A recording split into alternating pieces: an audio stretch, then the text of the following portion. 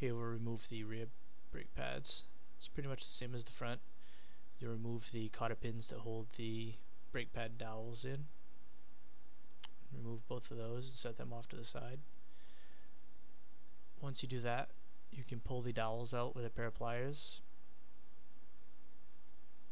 Again, the spring is loaded, so use your finger to keep that from flying off. And pull both of those out. Once you have the brake pad dowels out,